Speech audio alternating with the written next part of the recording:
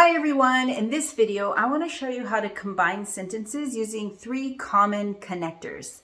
But before I start talking about those connectors, I think it's important to talk about what a clause is. Now, I know that's an intimidating word. I actually hated that word when I was in school because I couldn't understand what it was. My teachers would just throw that word out as if I understood what it was. I had no idea, so I just put up a wall, didn't know what it was. So let me try to explain it. A clause is a group of words that has inside of it a subject and a verb, okay? And some of those clauses can be by themselves and some of them can't. Let me just show you what I'm talking about. All right, so like I said, a clause is a group of words with a subject and a verb inside of it. What the heck is a subject and a verb? Okay, let's see. English is an international language. All right, who or what is this sentence about? If you can answer that question, you have found the subject. Who or what is this sentence about? English. That's who or what this sentence is about. English is an international language. English is the focus of the sentence, therefore English is the subject of the sentence. Now, what is the subject being or doing? Well, it's not doing anything, but it is, right? So here we have the verb. Usually the verb is an action. Jump, write, talk, and something you can see happening, but sometimes it's not. Sometimes it's a state verb, like be, become, know, right? Okay, so here we have a group of words with a subject and a verb, and this group of words happens to make sense by itself. It happens to be a complete sentence. It happens to have a complete idea. English is an international language. Boom, done. Period. It makes sense. It can stand by itself. To have a sentence be complete, you need 3 things. You need a subject, you need a verb, and you need a complete idea. You don't need an object. You just need to have those 3 things. Subject, verb, complete idea. Now, that is also what makes up a clause, a certain type of clause. Let's talk about those. All right, so there are different types of clauses, independent and dependent. Now, an independent clause has those elements that I just said. An independent clause has a subject, a verb, and a complete idea. It can stand by itself, just like with that sentence I wrote earlier. English is an international language. Jamie is talking about grammar.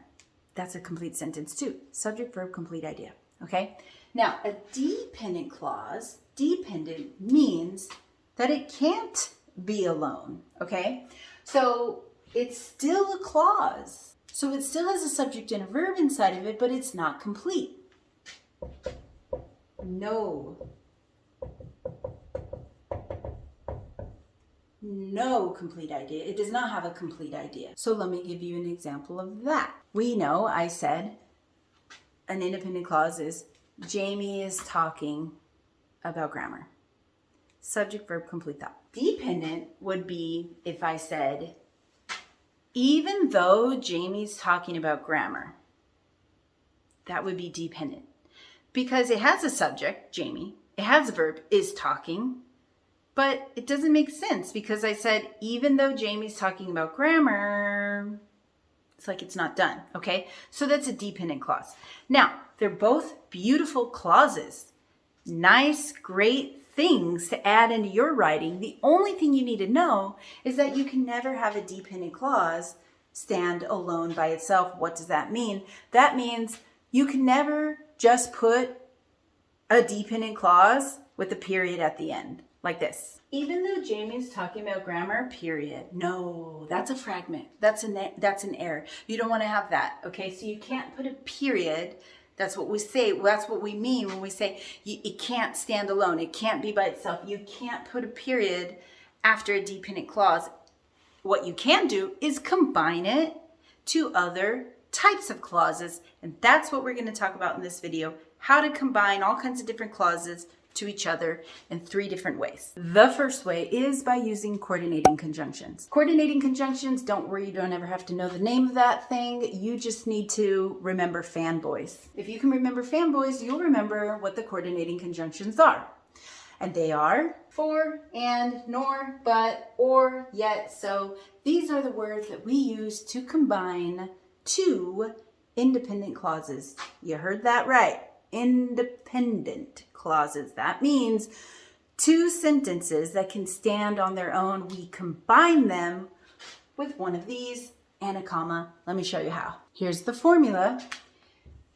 One independent clause plus the comma plus one of the fanboys, whichever one makes sense, plus another independent clause. Don't forget, an independent clause is a subject, verb, complete thought. Let's just go with my example I was using before, just to make it easy. All right, here. Jamie is talking about grammar. That's my first independent clause. It has a subject, it has a verb, it has a complete thought. Then I add my comma, right?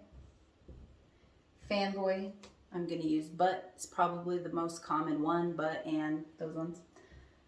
And then I have my second independent clause. It is confusing. Okay? There we go.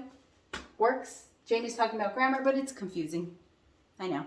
It is. Okay. Now, thing you want to know about fanboys when you're using these to combine two sentences is that what you're doing is you're making this sentence and this sentence balanced. They're balanced. They're even.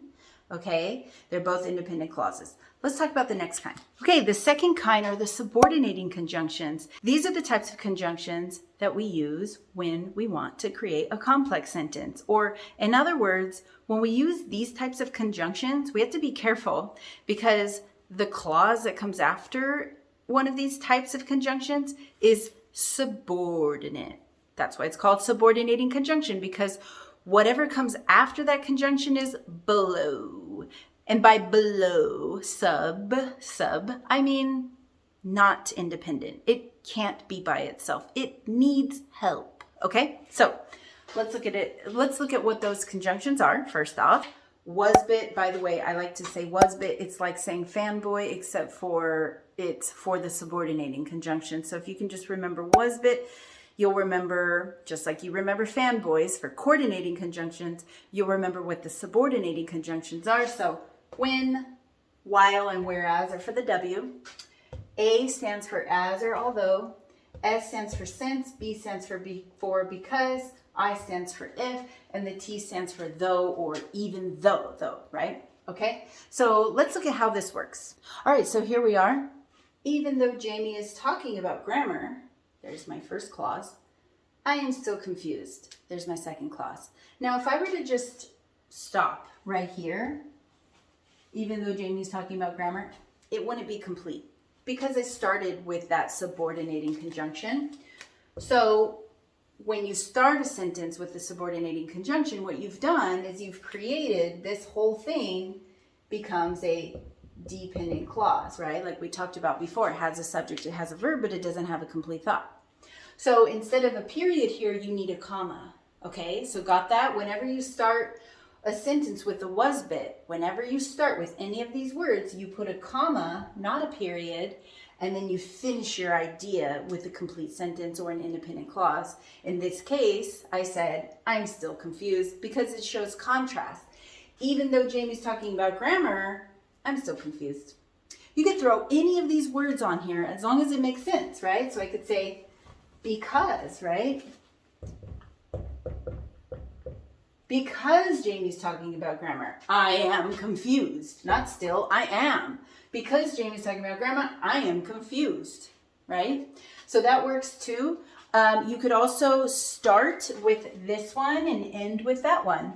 I am confused because Jamie's talking about grammar. When you're using these subordinating conjunctions to combine sentences, I just want to point out that if you start with one of these words, if your sentence starts with one, then make sure you use a comma, okay? But if your sentence starts with the independent clause and then in the middle of the sentence has the word because or any other WASBIT, you don't need a comma. Like in this example, I am confused because she's talking about grammar. See, here we have the WASBIT in the middle. So we don't need a comma. I know people love to put commas before because, but really you don't need commas before because. Or any WASBIT, really. I mean, there's some, but it's not a big deal, okay? So I'm confused because she's talking about grammar. Here I have the same exact idea, except for I started with I didn't start with the WASBIT. I put the WASBIT in the middle, so I just don't need a comma. This is a nice way to make a complex sentence. I highly recommend using subordinating conjunctions. Okay, the third type of conjunction I want to talk about are conjunctive adverbs, okay? So with that one, I like to tell students to remember hot shot mama cat. H is for however, O is for otherwise, T is for therefore, S is for similarly, H is for hence, O on the other hand, T thus, M moreover, A additionally, M meanwhile, A also, C consequently, A in addition, and T then. Look, if you don't remember all those, no big deal. You could just remember hot shot and that'll get you started.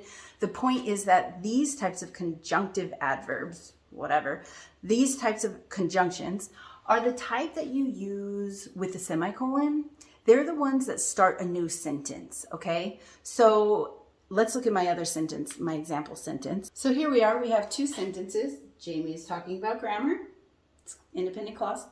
However, I'm still confused, another independent clause. We can combine these together using one of these HOTSHOTMAMACAT conjunctive adverbs, okay? And I've used however, okay? So I'm just gonna point out that I've used however. However shows contrast. Now, two ways you could do this. You could use a period and a capital H, but I always like to tell students to use a semicolon in this case.